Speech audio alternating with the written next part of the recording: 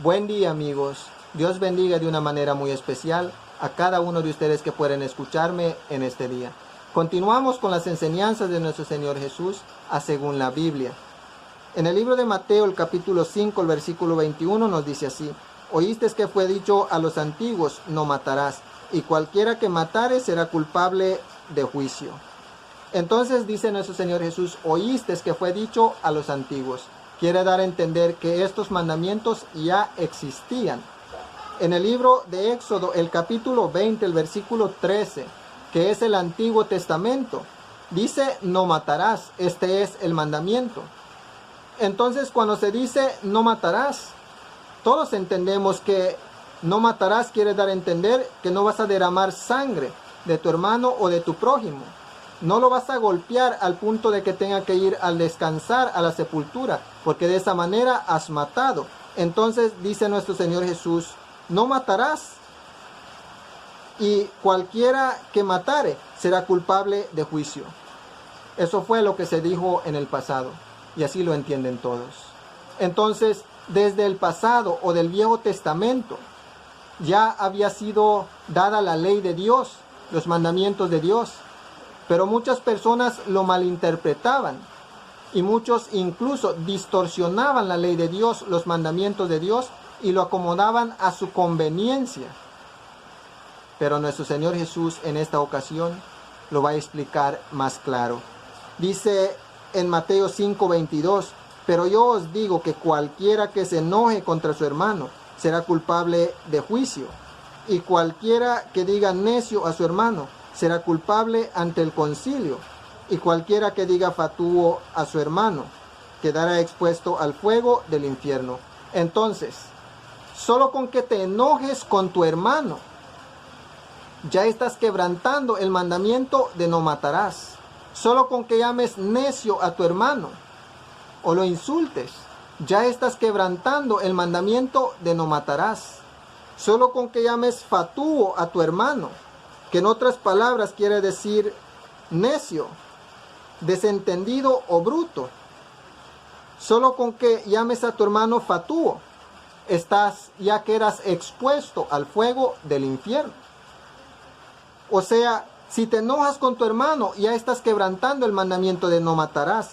Si llamas necio a tu hermano, ya estás quebrantando el mandamiento de no matarás.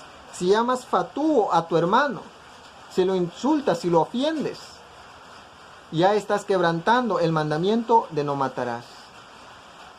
Y en este mundo tienes que ir a juicio delante de los jueces de esta tierra.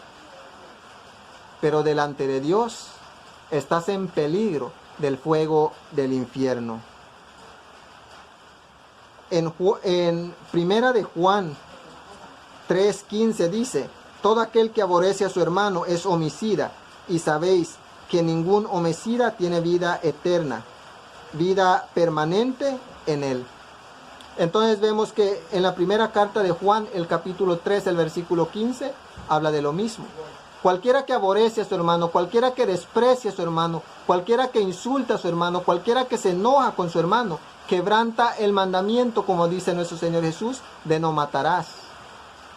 Y cualquiera persona que actúa de esta manera, dice el apóstol Juan, cualquiera que aborrece a su hermano, cualquiera que desprecia a su hermano, es un homicida, es un asesino. Y estas personas no tienen parte con Dios, no pueden heredar la vida eterna, no tienen lugar en la ciudad santa, la Nueva Jerusalén.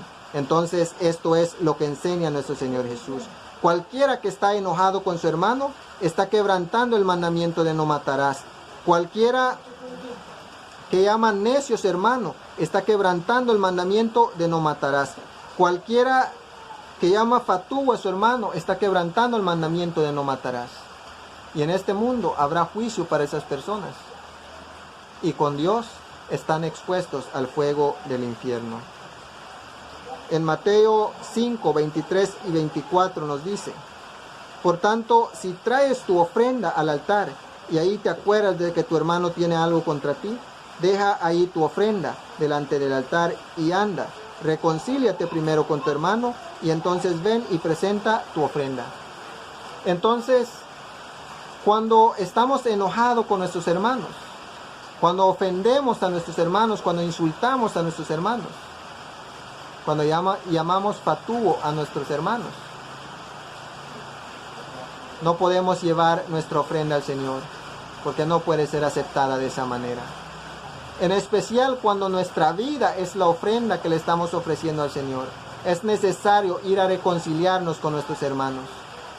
Pedir perdón a nuestros hermanos primero y luego venir, presentar nuestra ofrenda delante del Señor y así será aceptada.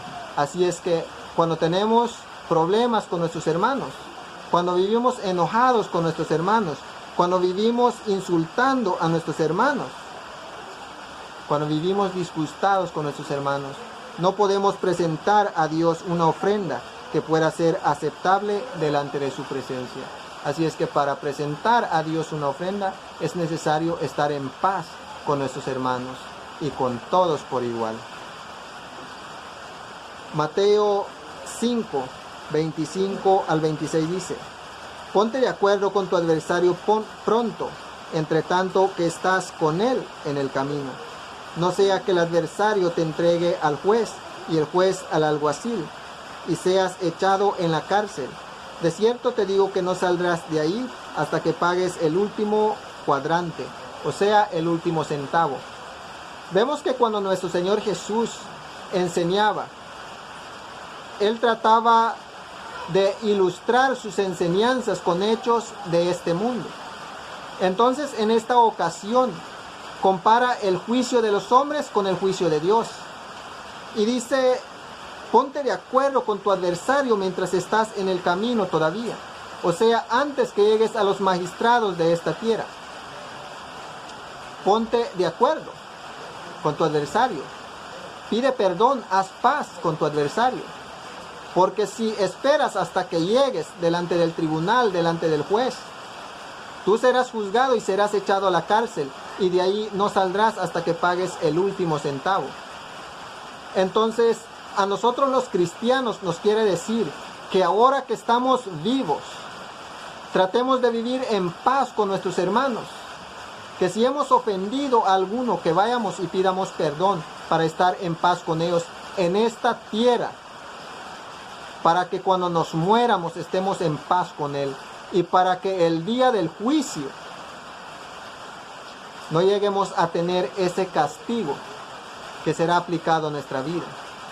Entonces, cuando nos ponemos a hablar de estas cosas, o cuando leemos este pasaje de la Biblia, muchas personas lo malinterpretan, otros lo distorsionan para desviar la mente de muchos. Y salen enseñando, empezando, de que cuando una persona se muere y esa persona no comete pecado de muerte, esa persona se va a un lugar llamado purgatorio. Y si esa persona está viviendo conforme a la voluntad de Dios, siéndole fiel a Dios, esa persona se va al cielo. Y si la persona es completamente mala, esa persona se va al infierno. Y desde ahí empezamos mal. En este tiempo, cuando las personas mueren, ninguno está yendo al cielo, y el purgatorio ni siquiera existe. Y ninguno está yendo al infierno. Así es que el cielo existe, el infierno existe, el purgatorio ni siquiera existe. Pero en este tiempo ninguno está yendo al cielo, ninguno está yendo al infierno. Y no va a ser mis propias palabras el que lo explique, sino que vamos a leer la palabra de Dios. La palabra de Dios es el que dará libertad a nuestra vida. Entonces, la palabra cielo existe y aparece muchas veces en la Biblia. La palabra infierno existe y aparece muchas veces en la Biblia. La palabra purgatorio no existe en la Biblia ni de uno ni de otra manera. Así es que vamos a ver qué nos dice ahora. En el libro de Apocalipsis, el capítulo 20, el versículo 12 al 14 dice: y vi a los muertos grandes y pequeños de pie ante Dios, y los libros fueron abiertos, y otro libro fue abierto, el cual es el libro de la vida. Y fueron juzgados los muertos por las cosas que estaban escritas en los libros según sus obras. Está hablando del día final, no está hablando de este tiempo. Dice que en ese día, en el día del Señor, en el día de la venida de nuestro Señor Jesús, en el día en que se sienta a juzgar, dice que los muertos vuelven a vivir. Y vuelven a vivir grandes y pequeños. Y están delante del trono de Dios para ser juzgados. Y dice que fueron abiertos los libros en donde están registrados las obras de estas personas. Y también fue abierto el libro de la vida. Luego dice que todos, después de volver a vivir, después de ser resucitados, fueron juzgados cada uno según sus obras. Entonces, si en el día final Dios está juzgando incluso a los vivos, porque los resucitará, ¿cómo es de que un Dios bueno, un Dios amoroso, va a juzgar tantas veces a una misma persona y condenarlo tantas veces por lo mismo que ha hecho? Si una persona se muere en este tiempo y es juzgada inmediatamente, y si hizo bien, se le está dando como recompensa al cielo, y si hizo mal, se le está dando como recompensa al infierno. Y el purgatorio ni lo mencionamos porque no existe. En la palabra de Dios no existe. Cuando habla de la cárcel, está hablando del castigo de Dios en el día final. No serás exterminado, no serás destruido, no dejarás de respirar hasta que cumplas con el sufrimiento que se te dará como consecuencia de tu pecado, que no quisiste arrepentirte. Entonces, en el día final, Dios resucita a todos, grandes y pequeños, ricos y pobres, a todos, y están delante de la presencia del Señor para ser juzgado según sus obras. Dice, y el mar entregó los muertos que había en él, y la muerte y el Hades entregaron los muertos que habían en ellos, y fueron juzgados cada uno según sus obras.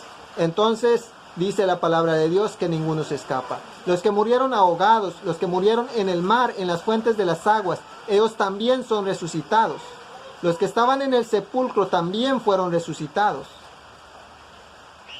Todos volvieron a vivir y están delante de la presencia del tribunal, delante de la presencia de Dios, para ser juzgados según sus obras. Vemos que una vez más dice que son juzgados según sus obras.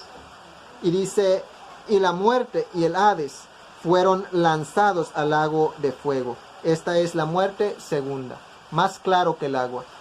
Vemos que nos dice, esta es la muerte segunda. Entonces pongamos mucha atención. Para que una persona se muera por segunda vez, quiere dar a entender que esta persona tiene que volver a vivir.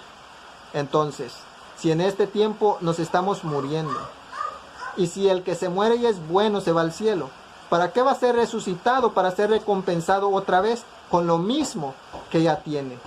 Y si esta persona es malo y es echado en el fuego del infierno, ¿para qué Dios lo va a resucitar? Para condenarlo otra vez en donde ya está condenado. Eso no tiene ningún sentido, no tiene ninguna lógica. Dios es bueno, y si Dios condena ahora, estará condenando de una manera irreversible. Ya condenó, ya el juicio ya está hecho, ya no hay nada más que hacer. Pero tristemente empieza con la gran confusión de que dicen las personas que el castigo de Dios o el fuego del infierno en donde se queman las personas se estarán quemando eternamente. Pero dice el Señor, esta es la muerte segunda. Entonces, cuando las personas vuelven a vivir, cuando Dios los resucita, es cuando los juzga por las obras, por sus obras, por lo que hicieron en este mundo. Y es entonces cuando da recompensa a cada uno. El que le fue fiel le da la vida eterna, y el que no le fue fiel, entonces lo destruye en el fuego del infierno. Pero en este fuego del infierno no se quemará eternamente, porque dice claramente la palabra de Dios en este día que esta es la muerte segunda. Y si está muriendo por segunda vez, primero quiere dar a entender que en este tiempo no se le ha hecho juicio cuando muere, sino que será hasta en el día final. Y en segundo lugar, quiere dar a entender que ninguno se está quemando eternamente, sino que simplemente se quemarán hasta pagar la deuda con el que se endeudaron en este mundo de pecado. Quisieron pecar voluntariamente y así pecaron hasta el día de su muerte. Y entonces, cuando sean resucitados, serán juzgados según sus obras, y así como vivieron en pecado, entonces el Señor los destruirá en el fuego del infierno. Pero no se quemarán eternamente, sino que en el fuego del infierno pagarán toda su deuda, y cuando ya hayan pagado, entonces se morirán, y esa será la muerte segunda. La Biblia lo habla claro. Entonces, vemos que en la palabra de Dios, que es la Biblia, existe el cielo. Y en la palabra de Dios, que es la Biblia, existe el infierno. Lo menciona muchas veces. Pero ya la palabra purgatorio, lo voy a decir de esta manera, y tristemente así es. Es nomás un invento de Satanás, porque en la Biblia no aparece en ninguna parte. Y si entendemos la enseñanza de este día, podemos darnos cuenta que en realidad eso no tiene ningún sentido. Porque ni siquiera cuando las personas viven el bien en este mundo, se van directamente al cielo. Todos están descansando en los sepulcros, en donde el Señor los buscará y los despertará en el día de su venida. Los que no fueron llevados al sepulcro, los que se ahogaron en el mar, ahí están, pero de ahí los sacará el Señor. No importa el lugar en donde se hayan muerto, de ahí los sacará el Señor. Pero en este tiempo nadie se está yendo al cielo y nadie se está yendo al infierno. Y el purgatorio ni siquiera existe, es un invento de Satanás. Y cualquiera que pueda probarlo en la Biblia, mira, aquí está la palabra purgatorio, o aquí está este lugar en donde estas personas están yendo a pagar. Entonces, ahí está en la Biblia. Pruébenlo con la Biblia. Si no podemos probar con la Biblia, entonces no estamos en nada. Entonces, en este día te estoy probando que en el día final Dios resucita a todos, grandes y pequeños, para ser juzgados. Dios resucita a los que murieron en el mar, en las aguas. Dios saca a los que están en el sepulcro durmiendo, o sea, muertos, como le decimos nosotros. Y todos son juzgados según sus obras. Y los que no fueron hallados en el libro de la vida son echados en el fuego del infierno, y ahí se mueren por segunda vez. Pero quizá dirán, ¿y en dónde saca de que ese lugar llamado purgatorio no existe? En primer lugar, no existe. Y en segundo lugar, es imposible que cuando una persona se muere, otro pueda orar para que él sea salvo. Eso es imposible. Por eso dice el Señor, mientras estás en el camino con tu adversario, resuelve tus problemas para que no tengas que llegar hasta delante del tribunal, delante del juez. Y de ahí tengas que ser castigado hasta que pagues lo último de lo que debes. Eso quiere dar a entender que en este tiempo que estamos vivos, tenemos que poner en orden nuestra vida. Tenemos que pedir perdón si es necesario pedir perdón. Tenemos que buscar la santidad de nuestra alma en este tiempo. Y dirán, ¿de dónde se inventa esto? Vamos a ver qué nos dice en Salmos 49, 6 y 7. Los que confían en sus bienes y de las muchedumbres de sus riquezas se actan. Ninguno de ellos podrá en manera alguna redimir al hermano, ni dar a Dios su rescate. Entonces, en este pasaje de la Biblia, dice que las personas que confían en sus bienes, confían en las muchedumbres de sus riquezas, deben entender de que no hay hombre que pueda dar algo por el rescate de su hermano, por el rescate de su prójimo. No hay nadie que pueda darle a Dios el rescate de su hermano o de su prójimo, con nada de este mundo. Así es que cuando una persona se muere, su caso está decidido. Ya no hay quien pueda librarlo, no hay quien pueda interceder por él, no hay quien pueda orar por él. Ahora que está vivo, oremos para que se arrepientan y para que Dios pueda darles de su salvación. Espero en Dios que este mensaje haya sido claro para la vida de las personas que han escuchado. Pueden repasar las citas bíblicas pueden meditar en ello para que Dios pueda ayudarlos a entender. Mis oraciones serán por cada una de las personas que me escuchan siempre. Siempre lo ha sido así y siempre lo será así. No dejaré de orar por cada uno del que escucha, para que Dios pueda tocar corazones y pueda dar sabiduría y entendimiento, para que puedan entender la verdad. Espero en Dios que este mensaje sea de bendición para muchos. Que el amor, la gracia, la misericordia, la paz y toda bondad de parte de nuestro Padre Dios, el Todopoderoso, sea con cada uno de ustedes que me han escuchado en este día, en el nombre de nuestro Señor Jesús. Que tengan un feliz día y gracias por su tiempo.